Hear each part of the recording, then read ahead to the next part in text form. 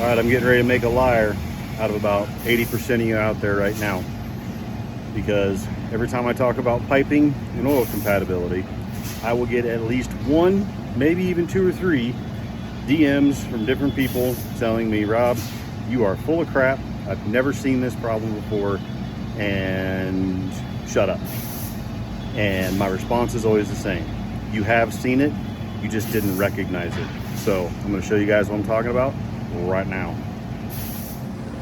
So what we have here is a Sullair compressor that was installed mid-2024. So it has not been here all that long. And if we start to look at this piping system, one of the first things we see, we got oil drips coming from our hose, right? And if we look all around that crimp, both of them, all around that crimp is soaking wet. Now you're probably asking yourself, it's just a failed hose, what's the big deal? Well, this is the big deal. As I've preached and preached and preached, this is Solube in this machine, which is a polyglycol, polyester blend. That is a standard plumbing hose. See the problem?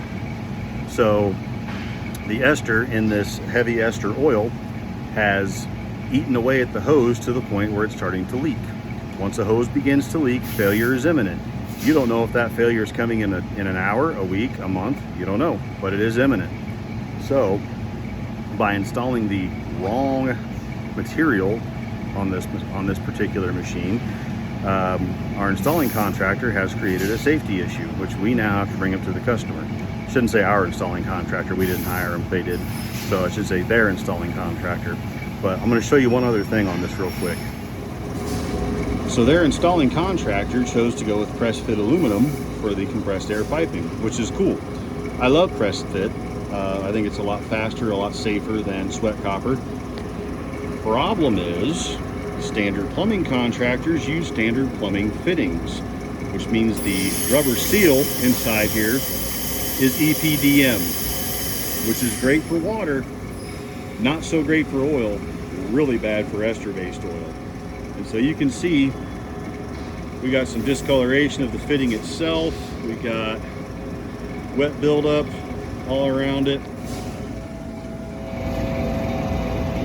So I think I misspoke a minute ago and I said press fit aluminum. I should have said press fit copper. What do you want from me? I'm running like 2 hours sleep here. Anyway, so I wanted to show this just to say, every single one of us sees this on job sites we go on. We see the discolored fittings. We see the wetness around the fittings. We see the little drips coming from the hoses, and we don't recognize it for what it is. It's not a failed component. It is a mismatched system. You have to match your seals, your hoses, and all that to the compressed air system that you're putting in. If the system uses Solube, you got to use Viton, Teflon, even graphite. Under no circumstances should an oil-flooded system be using EPDM seals. If it is an oil-free system, and it is a true oil-free, meaning it has been oil-free since it was installed and there has never been an oil-flooded compressor in that system, then yeah, you can use EPDM. It's fine for that. It's rated for the pressure. Shouldn't be any oil in the compressed air. It's oil-free, right? So you're good for that. But as soon as you introduce oil, you can no longer use EPDM seals. And it seems to be a real lack of understanding as far as that goes in the installation world. And yeah, that's the problem there. When you have a standard plumbing company that comes in and runs all your pipe for you, they're going to run standard plumbing seals because that's what they're used to running. It is a rare installer I've come across that actually takes the time to understand what they're putting in and adjust their parts list accordingly. I was just up looking at an install earlier this week where they used roll groove piping, and my heart immediately jumped into my throat because most of that stuff is EPDM seals. And contractor was still on site. they had a big box of material sitting there, and so first I start digging through it to find some of their gaskets to see how the gaskets are marked, and two guys from the contractor come walking in like, "Who is this dude?" I'm like, don't mind me, I'm just snooping. And sure enough, they were nitro based, and they were the correct seals for the job. So I congratulated them and told them that's awesome, and they were not at all impressed, because who the hell am I? But anyway, yeah, that's what I got, friends. So instead of haughtily saying, "Well, we've never had a problem," yeah, you have. You're just not recognizing it. Now that you know, fix it. See ya.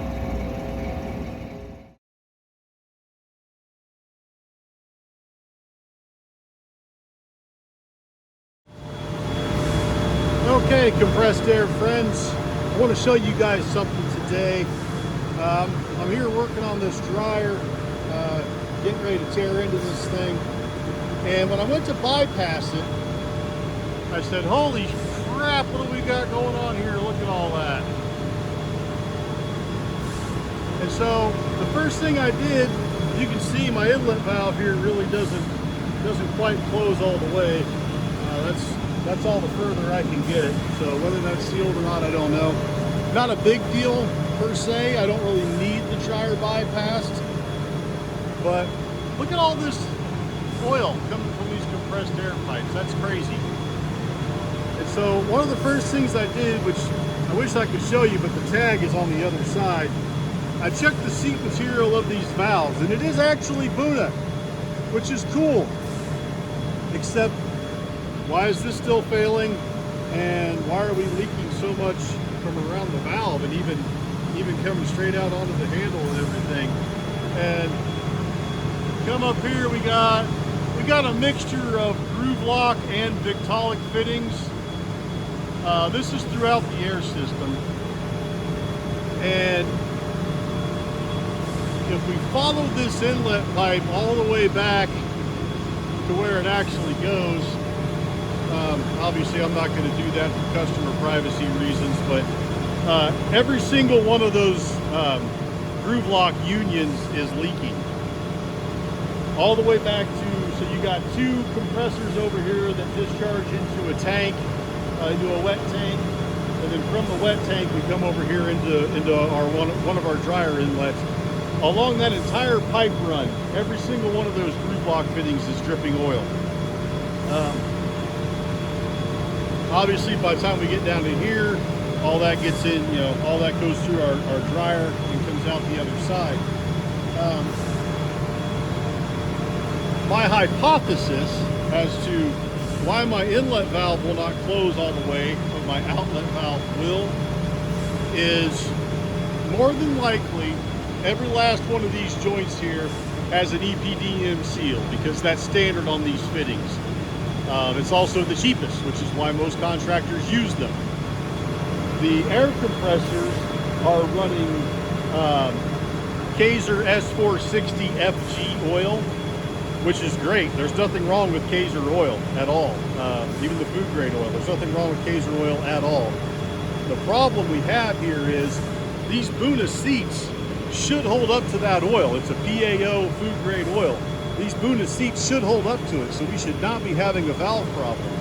But what I believe is happening is, as that air is making its way in, coming past all those EPDM seals that are breaking down, all that debris is finding its way right into here, right into this valve. All right, we go through the dryer, we get dry, we come back out.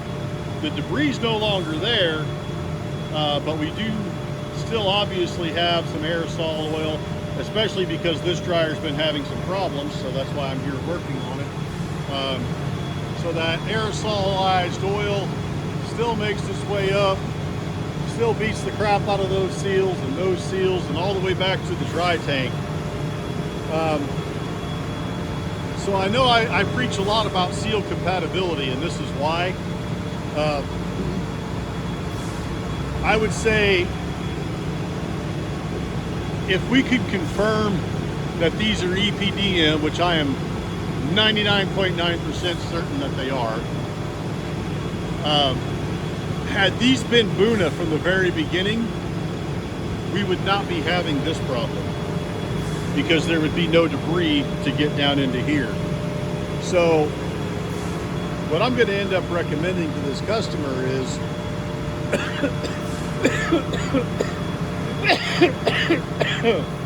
excuse me while I die over here. So what I'm going to end up recommending to this customer now is that we come back in and we either replace every last one of these gaskets in this system with with either Buddha damn so we're going to replace every last one of these gaskets with either Buna or Viton. My preference would be Viton. And then we're going to end up replacing all these valves, and we can put Buna right back in, or we can put in Viton. Again, Viton being my preference for the seat material. Reason why I would be comfortable going back to Buna on these valves is because if we change every one of these gaskets out for Buna, like I said in the beginning, there's going to be no debris from the deteriorating seals to get downstream and get into these valves and make them fail. Also, we're not going to be leaking like that if that's Buna. So I'll have to present that to the customer, see what they want to do there, but either way, man, that's no bueno. So I would encourage you guys out there, when you see this kind of stuff, man, call it out and you know, let that customer know, hey, we got a seal compatibility issue here. This needs to get fixed. It is a safety issue. You know, as those seals start to deteriorate, you're going to start getting oil slipping past there, not just air, and eventually, yeah, that joint right there can separate. So this is a safety issue, and so we need to make sure we're calling it out in the field when we see it. So that's what I got there. Over here today, I got this here Zex dryer, and we're going to be giving the metering system a tune up here. So I got a new hot gas valve. I got a new TXV. Got a new liquid line filter, new solenoid valve, and I think that auxiliary fan back there was not working last time I was here. So I got a new fan motor for that as well. So I've already started tearing into this a little bit. But anyway, friends, I just wanted to point that out.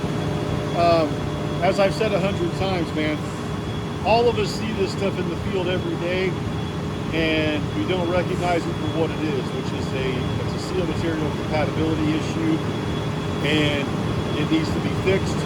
Whether it's fixed by a plumbing subcontractor or by us, doesn't matter. It needs to get fixed. It needs to get the right material in there. Not only is it a safety issue, it's an efficiency issue, because as you start losing air from those fittings, which you had an ultrasonic gun, you probably already are, you're ultimately affecting the efficiency of your compressed air system, and again, it's a safety hazard. So anyway, that's what I got, friends. See ya.